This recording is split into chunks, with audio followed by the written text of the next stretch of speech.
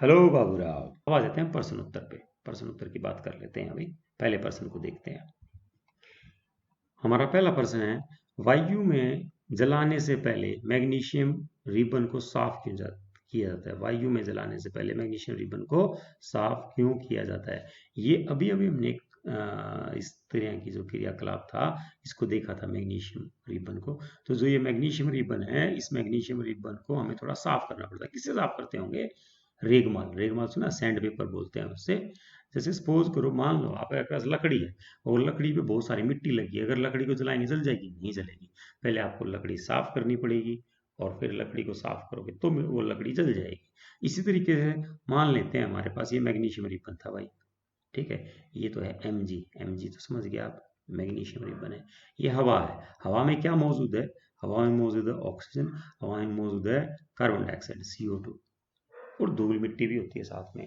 तो जो ये मैग्नीशियम है, ये जो मैग्नीशियम था, ये मैग्नीशियम हवा में मौजूद ऑक्सीजन और कार्बन डाइऑक्साइड के साथ रिएक्ट करके इसकी ऊपर वाली परत, ऊपर है ना, जो मैग्नीशियम रिएक्ट करेगा, ऊपर वाली जो इसकी परत है, क्या बना लेगी?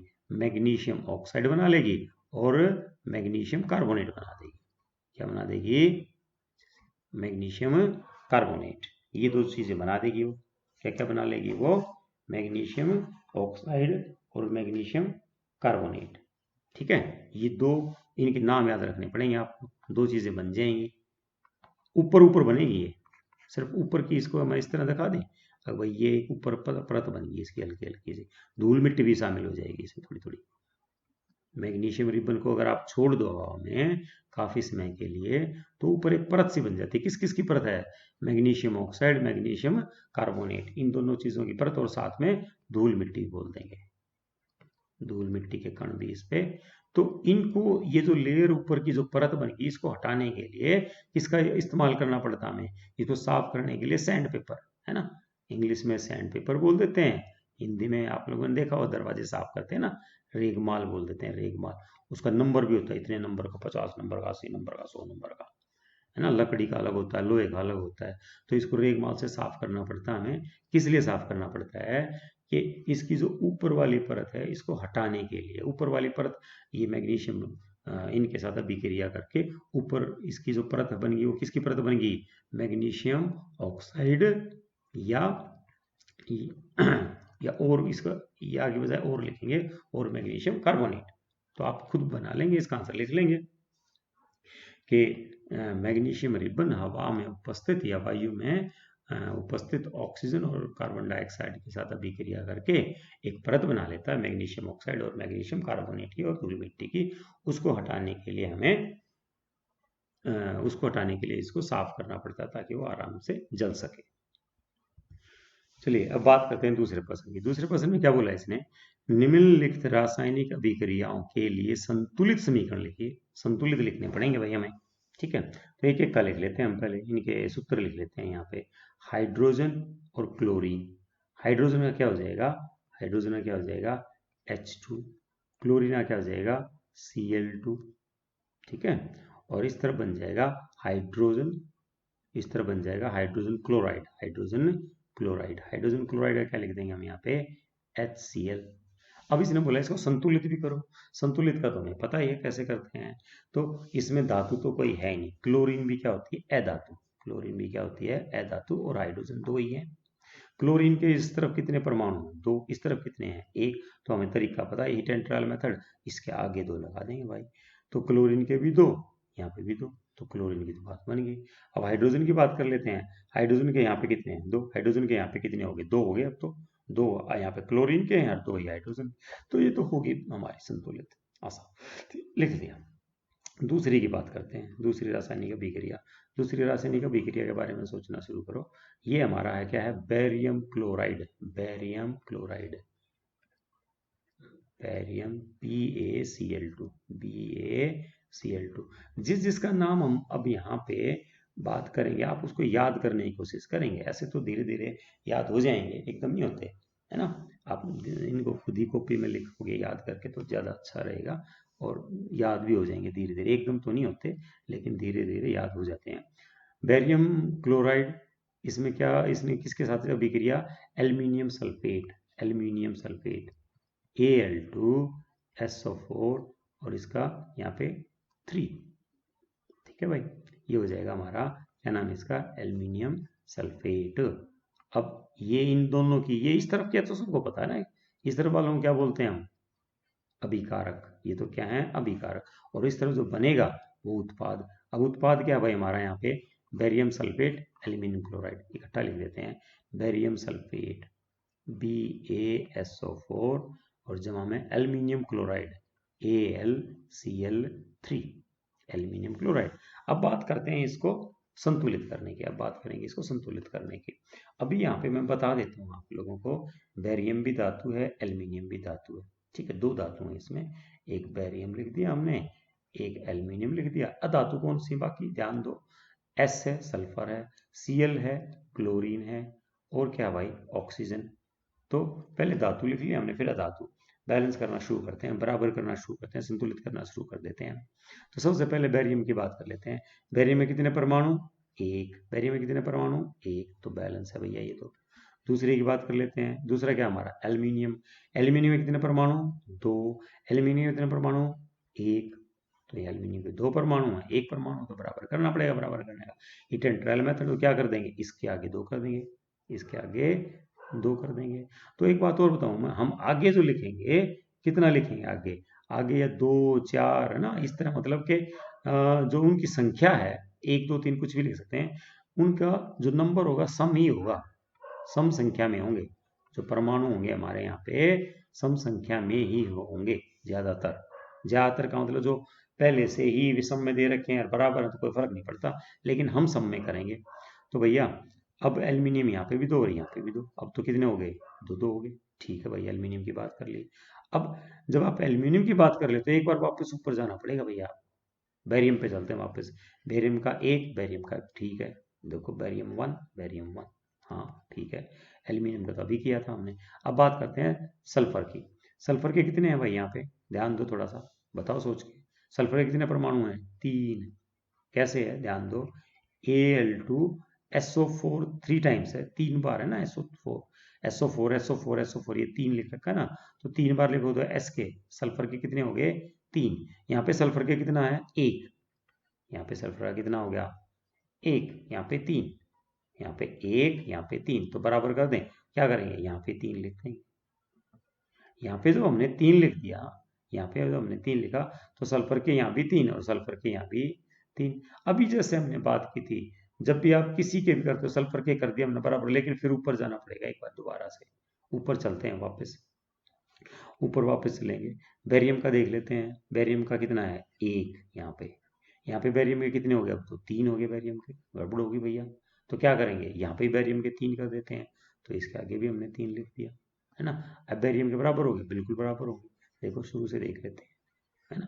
बेरियम के कितने हैं, 3, क्योंकि आगे लिखा है ना, ये पता होगा आपको कैसे लिखा है, barium chloride, barium chloride, barium chloride, 3 बार लिखेंगे तो बेरियम बेरियम बेरियम 3 हो गया, बेरियम 3 ही क्लोरीन है, बल्कि क्लोरीन तो 6 हो जाएंगे क्योंकि ये Cl2 है। तो बेरियम के बराबर हो गए भैया, समझ में आ रही बात। बेरियम के 3 परमाणु, बेरियम के 3 परमाणु, एल्यूमिनियम के 2, एल्यूमिनियम के, ठीक है। सल्फर के अभी हमने किए थे, सल्फर के कितने हो गए, यहाँ पे सल्फर के 3 हैं, और भैया यहाँ पे भी सल्फर के 3 हैं। अब बात करते हैं क्लोरीन की, अब बात करते हैं क्लोरीन की, Cl। क्लोरीन के कितने हो जाएंगे, यहाँ पे 6, है ना। क्लोरीन के कितने परमाणु हैं, अभिकारक की तरफ 6, और यहाँ पे जो उत्पाद है हमारा, उत्पाद की तरफ क्लोरीन के कितने हो जाएंगे, यहाँ भी 6 हो गए। सोच के देखिए कितने, AlCl3 है ना, और AlCl3 Al है ना, एल्यूमिनियम क्लोराइड, तो 2 अणु थे ये, तो इस अणु में भी 3 परमाणु, इसमें भी 3 परमाणु, तो टोटल मिला के 6 हो गए क्लोरीन के। क्लोरीन के इस तरफ भी 6, इस तरफ भी 6, बन गई बात भाई, बन गई बात। क्लोरीन इस तरफ भी 6 है, इस तरफ भी 6 है। अब आखिरी बचा हमारा, आखिरी क्या बच गया, ऑक्सीजन। ऑक्सीजन का देख लेते हैं, ऑक्सीजन का हिसाब किताब लगाओ कितने हो गए, 4 तिया 12। ऑक्सीजन के कितने परमाणु हैं, 12, है ना। और इस तरफ ऑक्सीजन कितने हो जाएंगे, इस तरफ भी 12, तो ऑक्सीजन भी बराबर, और इस तरीके से हमने इसको संतुलित किया। तीसरे नंबर पे आ जाइए। अब तीसरे नंबर क्या है भाई, सोडियम। तीसरे नंबर पे क्या है, सोडियम की बात करते हैं। सोडियम का सूत्र क्या होता है भाई, सोडियम का सूत्र होता है Na, सोडियम का सूत्र क्या हो जाएगा, Na। ये धीरे धीरे याद करने पड़ेंगे। जल का तो खैर सबको पता है, जल का तो हम सभी जानते हैं, H2O, हाँ या ना, हाँ।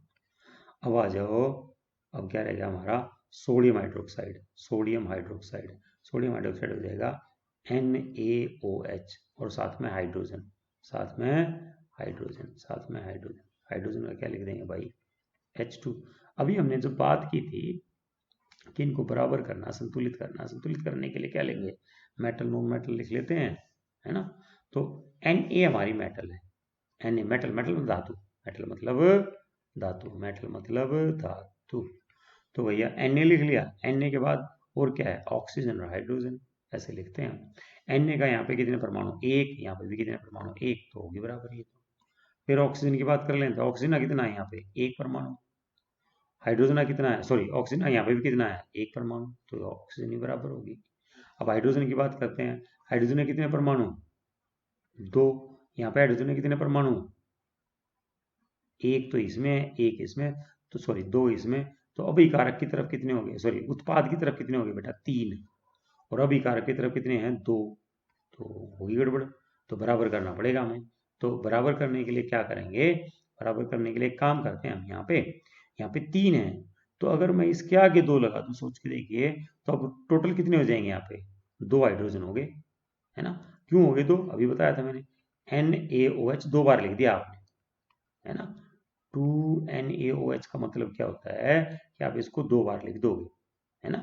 तो इस तरीके से हमारे हाइड्रोजन, अब यहाँ पे कितने हो गए, चार, अब यहाँ पे दो थे तो इसके आगे भी दो लिख दिया, तो यहाँ पे भी चार हो गया, है ना। तो टोटल मिलकर कितने हो गए हमारे, हाइड्रोजन हो गए चार चार, हाइड्रोजन हो गए चार चार। जब आपने, उल्टा बोल गया मैं, सॉरी, का बोलते हैं भैया, का बोल रहे हो, का बात कर रहे हो, हम हाइड्रोजन की बात कर रहे हैं, ऑक्सीजन तो बराबर था पहले से, ऑक्सीजन तो हमने कर लिया था, ऑक्सीजन तो पहले कर चुके थे, हाइड्रोजन की बात कर रहे हैं बड़बक। तो ऑक्सीजन तो हमारे दो तो ठीक था पहले, हम हाइड्रोजन की बात कर रहे थे, हाइड्रोजन यहाँ भी चार हुआ हमारा, हाइड्रोजन चार चार हुआ, और इस तरीके से एक बार फिर चेक कर लेते हैं, हमें ऊपर दोबारा जाना पड़ता है हमेशा, है ना। तो सोडियम का कितना है, एक है, सोडियम का कितना है, दो है, नहीं भैया इसके भी दो कर दो, चलो इसके आगे भी दो लगा देंगे, सोडियम के दोनों तरफ दो दो, हाँ ठीक है ना, ये ठीक है। अब बात करते हैं ऑक्सीजन, ऑक्सीजन के कितने हैं, दो परमाणु, ऑक्सीजन के दो, इस तरफ भी ऑक्सीजन के दो, ठीक हो गया। हाइड्रोजन के कितने हैं, इस तरफ भी चार हैं और इस तरफ भी चार, तो ये भी संतुलित हुई हमारी, इस तरीके से हमने इसको भी संतुलित किया। अगला सवाल देखते हैं, अगला सवाल देखो, अगला प्रश्न देखिए, निम्नलिखित अभिक्रियाओं के लिए उनकी अवस्था के संकेतों के साथ संतुलित रासायनिक समीकरण लिखिए। मतलब दो बातें बता दी इसने हमें, पहली बात तो ये बोला कि अवस्था के संकेत लिखो, उसकी अवस्था लिखो, ठोस है, द्रव है, गैस है, और उसको संतुलित भी कीजिए, जो रासायनिक समीकरण लिखने हैं सबके। तो हम पहला सवाल पढ़ लेते हैं। पहले में क्या बोला भैया हमें, पहले में क्या बोला इसने, पहले में बोला जल में बेरियम क्लोराइड तथा सोडियम सल्फेट के विलयन अभिक्रिया करके सोडियम क्लोराइड का विलयन तथा अघुलनशील बेरियम सल्फेट का अवक्षेप बनाते हैं। अब इसने बोला जल में बेरियम क्लोराइड तथा सोडियम सल्फेट, तो हमने बात की थी किसी चीज को जल में घोलते हैं तो जलीय घोल बनता है, जलीय घोल को क्या लिखते थे हम, AQ किसका था, जलीय घोल एक्वस, इसको ना बेरियम क्लोराइड का लिख लें, बेरियम क्लोराइड BaCl2। अब ये क्योंकि जल में है तो इसका आगे क्या लिखना पड़ेगा, एक्वस, क्या लिख दोगे आप इसके आगे, इसकी अवस्था हमने AQ लिख दी, AQ का मतलब था एक्वस, इसको संतुलित बाद में इकट्ठा कर लेंगे अगर जरूरत पड़ी तो, ठीक है। अब अगला आ गया sodium sulphate, sodium sulphate Na2SO4, ठीक है, ये भी जल में था तो इसलिए इसको भी क्या लिख देंगे, जलीय घोल था, ये भी एक्वस लिख देंगे, AQ लिख देंगे इसके आगे भी। अब भैया तो जलीय घोल है, इन सब ने मिल के ये तो होगी इस तरफ हमारा अभिकारक और इस तरफ उत्पाद बनेंगे।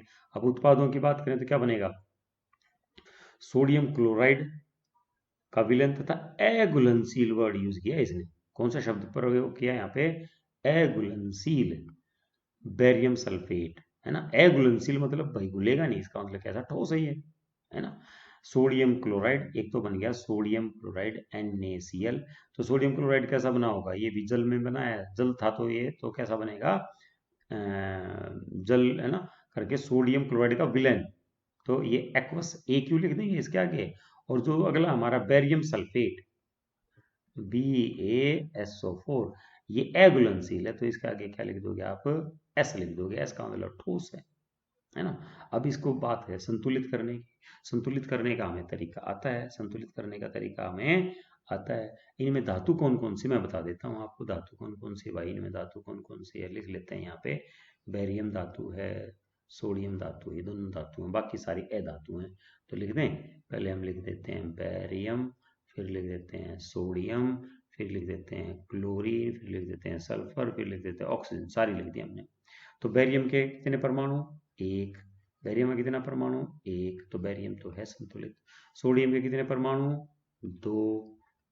सोडियम में कितने परमाणु, एक, तो नहीं है संतुलित। क्या करेंगे, जहाँ पे कम है वहां पे उसके आगे उसको गुणा कर देंगे, दो से, दो से गुणा कर दिया भैया। यहाँ पे कहाँ किया दो से गुणा, याद रखना, यहाँ पे किया मैंने दो से गुणा, क्योंकि यहाँ पे तो पहले ही दो थे सोडियम के।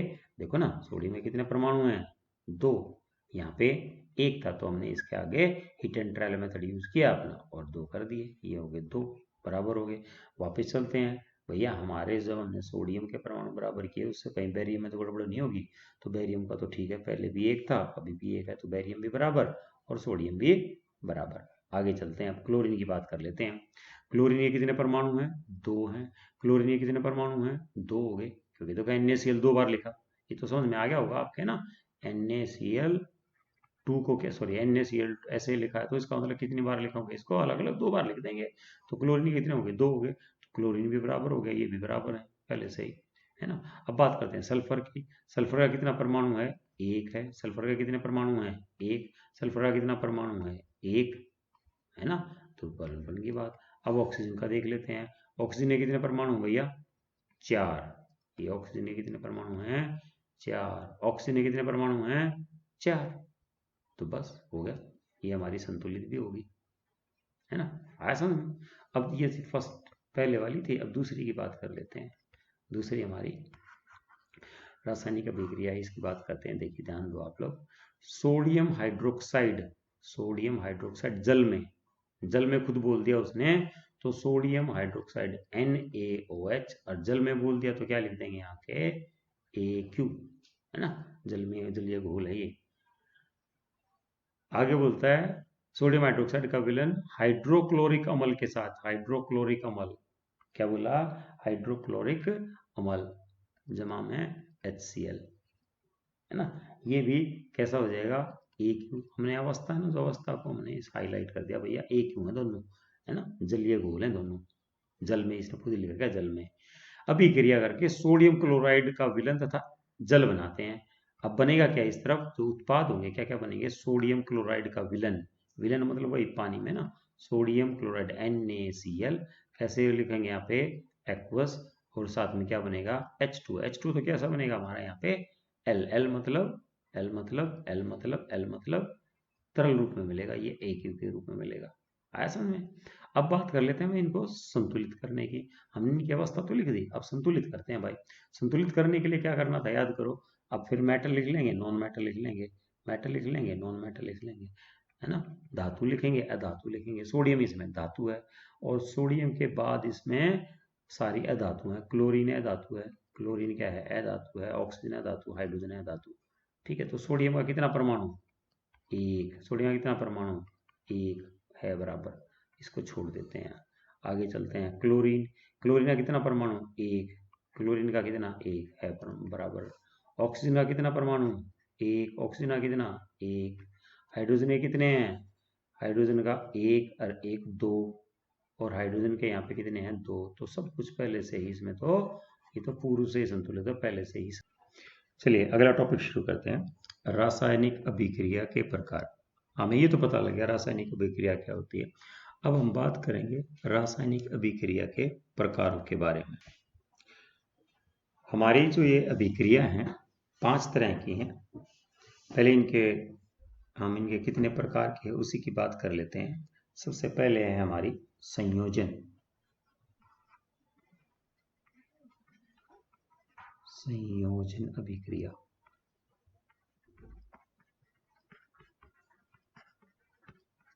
दूसरी है, इसका उल्टा हो जाएगा। संयोजन का मतलब होता है जुड़ना, संयोजन का मतलब होता है जोड़ना, इसका उल्टा हो जाएगा वियोजन अभिक्रिया। वियोजन का मतलब हो जाएगा टूटना। तीसरे नंबर पे है हमारी विस्थापन अभिक्रिया। विस्थापन अभिक्रिया फोर्थ पे, चौथे नंबर पे द्विविस्थापन। द्विविस्थापन अभिक्रिया। और जो पांचवें नंबर पे है वो है हमारी उपचयन व अपचयन अभिक्रिया। इन पांचों की बात करेंगे आज हम। तो पांच में से पहले जो दो हैं ये एक दूसरे की बिल्कुल विपरीत है, एक दूसरे के बिल्कुल अपोजिट है। कौन कौन सी? संयोजन और वियोजन। पहले इन्हीं की बात कर लेते हैं थोड़ा सा, फिर एक एक के बारे में डिटेल से पढ़ेंगे। मैं यहाँ पे लिख देता हूँ इस तरफ, संयोजन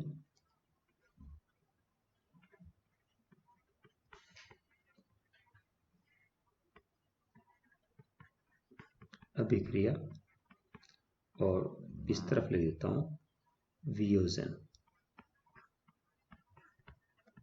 जैसा मैंने अभी बताया ये एक दूसरे के बिल्कुल विपरीत हैं। क्यों विपरीत हैं अभी देख लेते हैं। संयोजन में है क्या, इसको इंग्लिश में बोलते हैं कॉम्बिनेशन रिएक्शन। नाम से पता लग जाएगा, कॉम्बिनेशन है ना, कंबाइन होना, कॉम्बिनेशन रिएक्शन। इसको बोलते हैं डीकम्पोजिशन, टूटना, डीकम्पोजिशन रिएक्शन इंग्लिश में। तो इसमें कुछ इस तरीके से है, मान लो दो पदार्थ हैं, कोई भी दो अभिकारक हैं, इन दोनों अभिकारकों से मिलकर एक अभिकारक बनेगा, सॉरी एक उत्पाद बनेगा। ये दो अभिकारक हैं हमारे पास, इन दोनों अभिकारकों से मिलकर एक उत्पाद बना। यहाँ पे एकल उत्पाद बनेगा, एक सिंगल, अकेला, एक, है ना, इसको ऐसे लिखते हैं एकल उत्पाद। और जो इस तरफ है अभिकारक है, अभिकारक कितने हो सकते हैं? दो या दो से ज्यादा, दो भी हो सकते हैं, कम से कम दो तो होंगे, दो या दो से ज्यादा अभिकार मिलकर एक उत्पाद बनाते हैं, उसको हम बोलते हैं संयोजन अभिक्रिया। यहाँ पे इसका देखिए उल्टा हो जाएगा, यहाँ पे एक ही अभिकारक है हमारे पास, ये एक अभिकारक अकेला ही टूट के दो या दो से ज्यादा उत्पाद बनाएगा, दो भी बना सकता है, तीन भी बना देगा। यहाँ पे इस टाइम हमारे पास अभिकारक कितने हैं? एक, ये अभिकारक अकेला है। और जो इस तरफ उत्पाद बनेंगे, उत्पाद कितने बन गए? या तो दो या दो से ज्यादा, बिल्कुल एक दूसरे के अपोजिट है। एक चीज तो ये होगी यहाँ पे। दूसरी चीज ये है इसमें कि यहाँ पे ऊष्मा निकलेगी, ऊष्मा हमें मिलेगी। जब इस अभिक्रिया को हम करेंगे तो यहाँ पे एक तरह से हम ये बोल दे एनर्जी मिलेगी, एनर्जी रिलीज होगी, या बोलेंगे ऊष्मा मिलेगी, ऊर्जा मिलेगी। और इसमें वियोजन में क्या होगा, इसमें हमें अपने पास से ऊष्मा देनी पड़ेगी, ऊर्जा देनी पड़ेगी।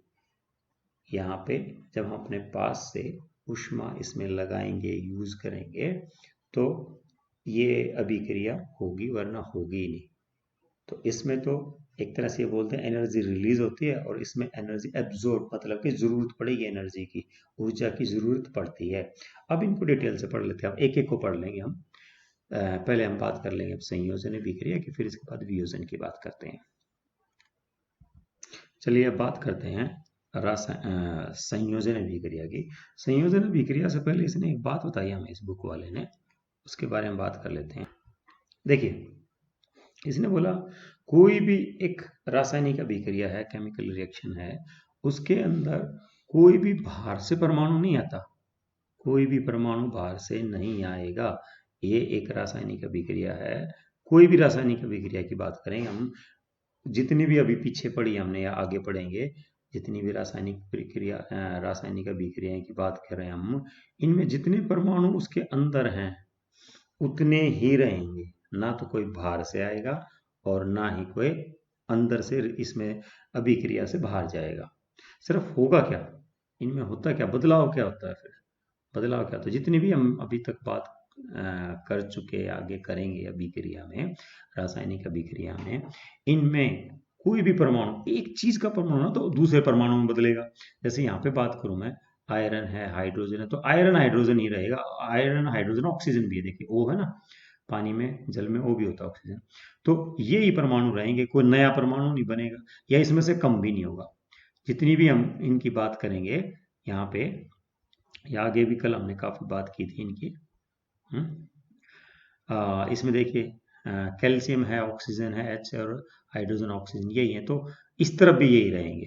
आगे जितनी भी किसी की भी आप बात करोगे तो किसी भी रासायनिक अभिक्रिया में, किसी भी रासायनिक अभिक्रिया में ना तो कोई नया परमाणु बनेगा और ना ही उसमें से खत्म होगा। तो फिर बदलाव क्या आता है, बदलाव ये आता है कि जो इस तरफ के हमारे अभिकारक हैं, ये अभिकारक हैं इस तरफ के, और दूसरी तरफ के उत्पाद, दूसरी तरफ के उत्पाद, इनके आपस में आबंध, आबंध इनको बोलते हैं बॉन्ड्स, क्या बोलते हैं इनके बीच में, बॉन्ड्स। जैसे H2 है, ये पानी है, जल है हमारा, तो हाइड्रोजन के साथ इसके आबंध हैं, क्या बोलते हैं इसको, आबोंड। बॉन्ड को ही बॉन्ड मतलब समझते हैं ना भाई, आबंध बोलते हैं, सॉरी। जैसे बॉन्ड है भाई, इसके साथ अच्छा बॉन्डिंग है, इसके साथ लगाव है, या इनके ये जुड़े पड़े हैं ना, तो ये बॉन्ड है। तो होगा क्या, जैसे ये इसका बता दूं मैं आप लोगों को, ये कार्बन CH4 है ना, कार्बन और हाइड्रोजन है। तो जो कार्बन है, कार्बन के 4 आबंध है हाइड्रोजन के साथ, हाइड्रोजन ये आबंध है, बॉन्ड्स है ये। तो हुआ क्या है यहाँ पे, यहाँ जो इनके बीच में आबंध है, इनके बीच में बॉन्ड्स हैं, वो टूट जाएंगे और फिर नए आबंध बनेंगे। बताइए समझ में क्या होगा, जितनी भी केमिकल रिएक्शंस या हम रासायनिक अभिक्रिया पढ़ेंगे, अभी आप पढ़ चुके हैं पहले, जितनी भी पढ़ेंगे या पढ़ चुके हैं, सब में क्या परिवर्तन होता है, एक तरफ के जो हमारे ये बोले इस तरफ अभिकारक हैं, जो अभिकारक हैं इस तरफ, इन अभिकारकों के आबंध टूटेंगे, इन अभिकारक के बॉन्ड्स टूटेंगे और इधर फिर नए अभिकारक जो उत्पाद है उसमें नए बॉन्ड्स बनेंगे, बॉन्ड या आबंध। समझ में आई ये बात, कोई और बदलाव नहीं होता, ना तो कोई नया परमाणु आएगा, ना कोई पुराना परमाणु कहीं गायब होगा, सिर्फ ये बदलाव होगा इसमें। चलिए अब बात करते हैं हम हमारी पहली जो इसमें एक संयोजन अभिक्रिया के अंदर एक उदाहरण ले लेते हैं हम। देखिए यहाँ पे ये जो दिखाई दे रहा है आपको, ये है चूना, ये जो दिखाई दे रहा है सफेद सफेद, क्या है इसमें, ये चूना है। चूना तो समझते हैं आप, है ना।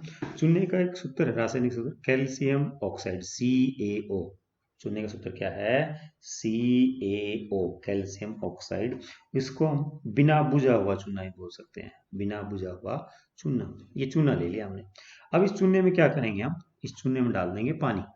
इस चूने में क्या करेंगे हम, पानी, जल डाल देंगे, जल ऐड कर देंगे, कर दिया हमने ऐड। देखिए क्या होगा इसमें, ये खदकना शुरू हो गया, खदकना शुरू हुआ, बहुत जोर जोर से खदका। अच्छा इसमें एक खास बात और बताऊं मैं आप लोगों को, इसमें खास बात बताऊं, ये इतना खदकेगा कि जो एक अंडा ले लिया हमने, आपको अंडे के बारे में नहीं सोचना, ये मेरा अंडा है, ठीक है, ये अंडा भी उबल जाएगा। ये सोचो यहाँ पे कितनी ऊष्मा, कितनी ऊर्जा यहाँ से निकलेगी। चलिए देखते हैं अब। अंडे की तरफ मत देखना भाई, लड़ाई हो जाएगी तो, ठीक है। ये देखिए, इसी से अंडा उबालने के लिए आपको क्या करना पड़ता है, गर्म पानी करना पड़ता है, गर्म पानी करेंगे, गर्म पानी करेंगे, उबल देगा, काफी देर लगेगी। ये इतनी ही देर में, इतनी ही देर में अंडे को उबाल देगा। यहाँ पे इतनी ज्यादा ऊर्जा इसमें से निकलेगी। देखिए ये अंडा उबल चुका है। अब अगर मैं इनको दिखाऊं, अंडा छील के खाएंगे, ठीक है, ये देखिए, है ना, इस अंडे को छील के भी खा लेंगे।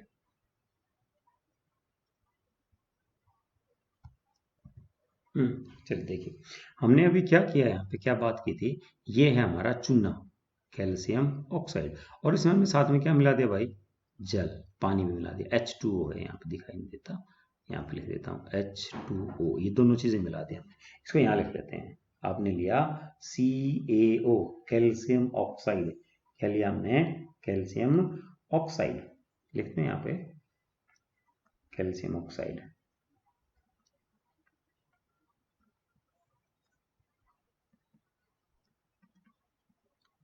और साथ में क्या लिया, पानी, H2O तो सबको पता है, जल। ये इन दोनों के मिलने से, इन दोनों के मिलने से एक नया पदार्थ बना, नया उत्पाद बना, इसका नाम है calcium hydroxide, CaOH, twice, twice मतलब डबल, CaOH2 है ना, इसका नाम हो जाएगा कैल्शियम हाइड्रोक्साइड।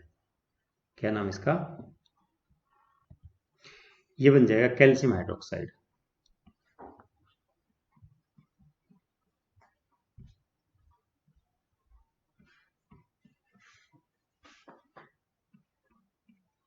कैल्शियम हाइड्रोक्साइड,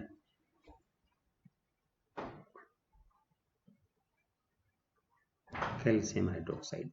अब जैसे मैंने बात की थी कि दो या दो से ज्यादा अभिकारक, दो या दो से ज्यादा अभिकारक मिलकर एकल उत्पाद या एक सिंगल उत्पाद बनाते हैं, उसको हम बोलते हैं संयोजन। तो इन दोनों के जुड़ने से, इन दोनों के जुड़ने से, इन दोनों के जुड़ने से ये एक चीज बनेगी, इसी को बोलेंगे संयोजन अभिक्रिया। ऐसी अभिक्रिया जिसमें दो या दो से ज्यादा अभिकारक मिलकर एकल उत्पाद बनाते हैं, उसी को बोलेंगे हम संयोजन अभिक्रिया। बस इतनी सी बात थी। अब यहाँ पे यही हुआ हमारा, क्या हुआ, हमने क्या क्या ले लिया, कैल्शियम ऑक्साइड लिया, ये वाला चूना था, बिना बुझा चूना, और इसमें पानी मिला दिया, पानी मिलाते हैं देखो कैसा खदकने लगा। तो हम यहाँ पे एक चीज और लिख दें, इसमें बहुत सारी, इसमें क्या मिलेगी हमें, ऊष्मा भी मिली है, हमें ऊष्मा भी मिली, हमें इतनी ऊष्मा मिली कि हमने देखा कि इसमें जो अंडा था वो उबल गया। ये है हमारी पहली संयोजन अभिक्रिया। संयोजन अभिक्रिया की एक विशेषता ये है जो मैंने बताया था, यहाँ पे ऊष्मा निकलती है, हमें ऊष्मा मिलती है, ये इसकी खासियत है। और इसकी जो उल्टा है, वियोजन में हमें ऊष्मा अपने से देनी पड़ेगी, यूज करनी पड़ेगी। चलिए अब आपकी बुक में चलते हैं, एक चीज दिखाता हूं मैं आपको। इसने बताया, अभी हमने क्या किया था, कैल्शियम ऑक्साइड लिया और उसमें पानी मिलाया, तो क्या बन गया था, CaOH2। ये असल में है क्या बेटा, ये है एक तरह से चूना, और ये चूने में हमने फिर क्या मिला दिया था, पानी मिला दिया, चूने में जो पानी मिलाया तो मिल गया कैल्शियम हाइड्रोक्साइड। ये कैल्शियम हाइड्रोक्साइड कुछ नहीं है, वो सफेदी है जो घरों में करते हैं हम। पहले जब हम छोटे थे, हमारे घर वाले ऐसे ही करते थे, चूना लेके आते थे इकट्ठा, भिगो देते थे, बोलते थे लग जाओ सारे, सारे लग जाते थे घरों में। आजकल ऐसा नहीं होता, आजकल बाल्टियां आती हैं बनी बनाई, और फिर करने वाले भी अलग होते हैं, पहले हमें खुद ही करना पड़ता था। ठीक है, ये वही चूना है जो देखा होगा, चूने में पानी मिलाओ और लीप दो, सारे घर को चमका दो। ठीक है, अब बात आगे शुरू करते हैं हम। हमने क्या किया, इसको दीवारों पर रंग दिया, जो कैल्शियम हाइड्रोक्साइड है इसको आपने क्या किया, दीवार रंग दी। ये सपोज करो दीवार है हमारे घर की, और इस पे हम चलो कर देते हैं, ये कर दिया भैया हमने। अब हुआ क्या, जो ये कैल्शियम हाइड्रोक्साइड है, जो ये कैल्शियम हाइड्रोक्साइड है, calcium hydroxide CaOH twice double, ये जो हवा के अंदर कार्बन डाइऑक्साइड है उसके साथ अभिक्रिया करेगा। किसके साथ, हवा के साथ। ये जो आपने दीवार पे पोत दी है क्या, कैल्शियम हाइड्रोक्साइड, ये हवा के अंदर मौजूद कार्बन डाइऑक्साइड के साथ अभिक्रिया करके क्या बना देगा, कैल्शियम कार्बोनेट। क्या बनेगा, CaCO3, और साथ में H2O, साथ में पानी बनेगा। पानी तो हवा में उड़ जाएगा, पानी तो भाप बन के हवा में उड़ जाएगा। तो यहाँ पे ये काम की चीज है हमारे, नई चीज बनी कैल्शियम कार्बोनेट, कैल्शियम कार्बोनेट। ठीक है, ये एक तरह से पत्थर बन गया, इसीलिए हमारी दीवार चमकती है, इसीलिए कहते हैं चलो सफेदी करते हैं। सफेदी करने का फायदा क्या है कि दीवार उसके बाद चमकने लगती है। चमकती क्यों भाई, क्योंकि जो कैल्शियम कार्बोनेट है उसका गुण है चमकना। ये इसलिए है कि जो कैल्शियम कार्बोनेट है, ये संगमरमर का जो पत्थर होता है, पत्थर तो देखा संगमरमर का, वो भी कैल्शियम कार्बोनेट ही होता है। ये सारी बातें यहाँ पे लिखी पड़ी हैं, यहीं से बताया है मैंने। ठीक है, देखो ये रिएक्शन भी है, जो अभिक्रिया ये यहीं पे है, ये देखो दिखाई देती है ना आपको, ये वही है। देखो यहाँ पे हमारी अभिक्रिया पीछे हुई थी, कैल्शियम ऑक्साइड और पानी दोनों जल मिलेंगे, कैल्शियम हाइड्रोक्साइड बनेगा। फिर हवा के अंदर मौजूद, जो हवा के अंदर मौजूद कार्बन डाइऑक्साइड है वो कैल्शियम हाइड्रोक्साइड अभिक्रिया करेगी और इन दोनों के मिलने से क्या बनेगा, calcium hydroxide sorry calcium carbonate बनेगा और साथ में जल का निर्माण होगा। जल तो क्या है, भाप बन के उड़ जाएगा, है ना। ये ऊपर तीर का निशान लगाते हैं जब गैस होती है ना, गैस के रूप में हमें दिखाई थोड़ी देता, पानी सफेदी करते हैं तो जो सूखता है वो पानी असल में हवा में मिल जाता है भाप बन के। तो यहाँ पे वैसे इसने एल लिख रखा, हम इसमें जी भी लिख सकते हैं यहाँ पे, है ना। जी क्या बन जाएगा भैया, हवा में बन के उड़ जाएगा यहाँ पे, है ना। तो कैल्शियम कार्बोनेट किसका सूत्र है, संगमरमर के पत्थर का सूत्र है, कोई भी इसी के कारण ये चमकता है हमारा। अब अगला भी उदाहरण ले लेते हैं हम किसका, संयोजन का। एक इसने ले लिया सी फॉर कार्बन, है ना, कार्बन प्लस ऑक्सीजन। कार्बन किसमें, कोई भी चीज जो जलती है, कोयला है, लकड़ी है, पेट्रोलियम है, सब में कार्बन कार्बन कार्बन। कार्बन का गुण ही है जलना, कार्बन की क्या गुण धर्म है इसका, ये जलेगा तो ऊर्जा प्रदान करेगा। तो कार्बन और ऑक्सीजन मिल गए तो क्या बन जाएगा, CO2 और साथ में बहुत सारी ऊष्मा। अभी हमने पढ़ा तो सही, इसमें ऊष्मा नहीं लिखा, हम ऊष्मा भी लिख सकते हैं इसमें। तो ये दूसरी हमारी एक और संयोजन अभिक्रिया का उदाहरण हो गया। दूसरा संयोजन अभिक्रिया का उदाहरण है, एक और देख लेते हैं तीसरा। ये दे रखा आपकी बुक में ही, हाइड्रोजन और ऑक्सीजन दोनों मिलेंगे तो जल बन जाएगा भैया H2O। हमें इनको वो संतुलित करना तो आता है, संतुलित करना तो हम बात कर चुके हैं। हाइड्रोजन सॉरी पहले ऑक्सीजन लिख लेते हैं फिर हाइड्रोजन, है ना। ऑक्सीजन के दो हैं, ऑक्सीजन का यहाँ पे दो हैं, ऑक्सीजन के यहाँ पे एक है तो यहाँ पे दो कर दिया, ठीक है। तो ऑक्सीजन के दोनों बराबर, इस तरफ भी दो उस तरफ भी दो। अब हाइड्रोजन की बात करें, हाइड्रोजन दो है यहाँ पे हाइड्रोजन कितने हो गए, चार। यहाँ चार हैं, यहाँ दो हैं, तो क्या करेंगे, इसका के दो लिख देंगे, बस हो गया संतुलित। और वैसे इसने बुक वाले ने करी रखी है संतुलित, देख लीजिए आप खुद ही कोशिश करो संतुलित करने की।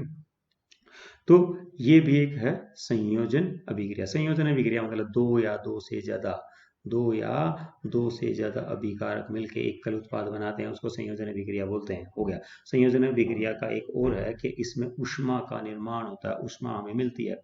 वो अभिक्रियाएं जिनमें आपको ऊष्मा मिलती है उनको बोलेंगे ऊष्माक्षेपी रासायनिक अभिक्रिया। क्या बोलेंगे, ऊष्माक्षेपी रासायनिक अभिक्रिया। तो ये जितनी भी अभी हमने पढ़ी यहाँ पे, अभी एक तो ये थी, दूसरी अभी भी क्या बात की थी हमने, कार्बन प्लस ऑक्सीजन, इसमें भी क्या बन जाएगी, CO2 प्लस ऊष्मा मिलेगी। फिर एक और थी हमारी हाइड्रोजन प्लस ऑक्सीजन, ये क्या था हमारा H2O, ऐसे तो होता है ना। तो इसमें भी क्या होगा, ऊष्मा। तो जितनी भी संयोजन अभिक्रिया हैं इनमें, इन संयोजन अभिक्रिया का दूसरा नाम हम क्या कह सकते हैं इनको, ये ऊष्माक्षेपी हैं। संयोजन अभिक्रियाएं कैसी हैं, ऊष्माक्षेपी रासायनिक अभिक्रिया।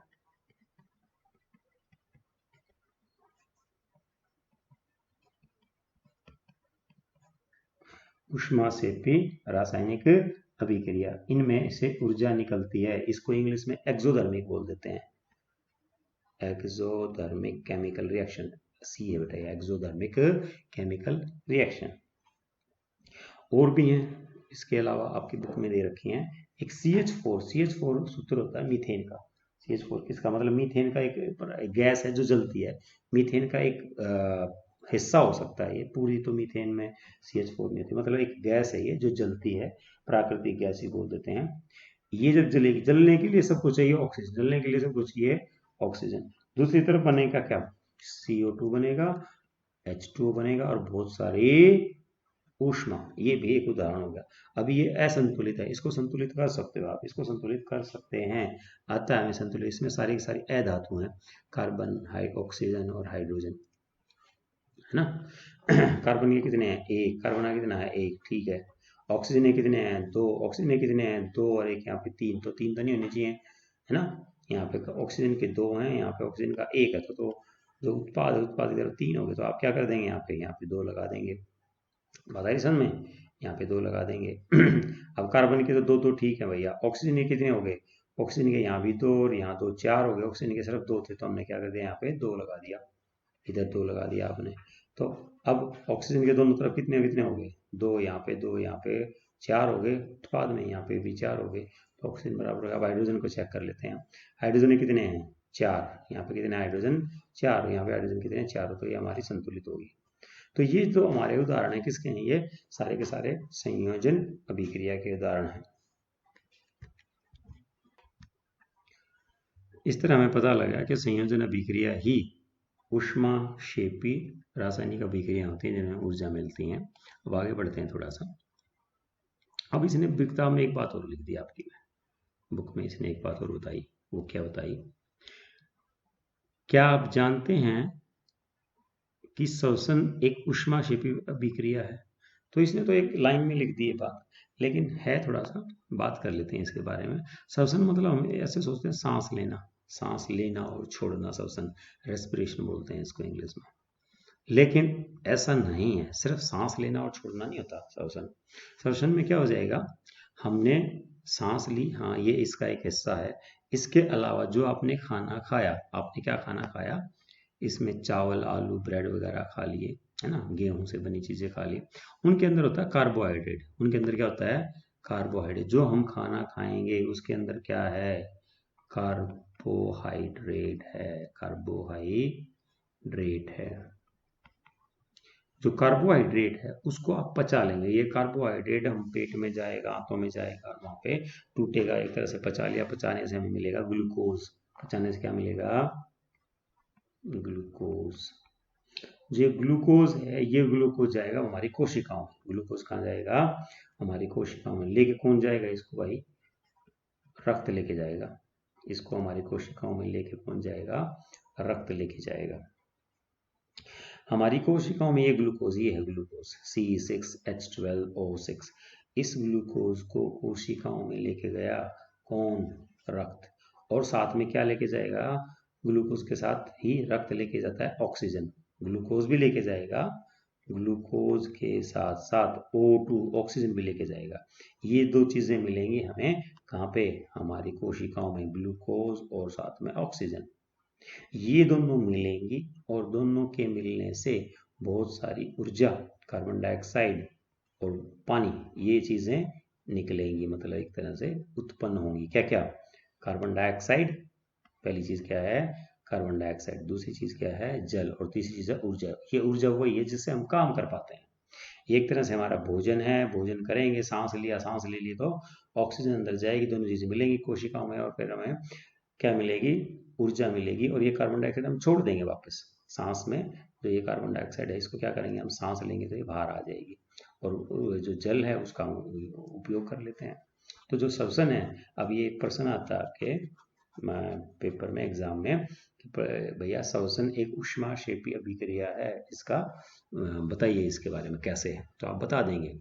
श्वसन का मतलब सिर्फ सांस लेना छोड़ना नहीं, हमारी पूरी जो भोजन प्रक्रिया है, भोजन हमारे अंदर पचेगा, उससे हमें जो ऊर्जा प्राप्त होगी, ऑक्सीजन लेंगे, कार्बन डाइऑक्साइड बाहर जाएगी, वो सारा का सारा ही, ये पूरा प्रोसेस, जो पूरी प्रक्रिया है, ये सारी की सारी श्वसन के अंदर ही आएगी। तो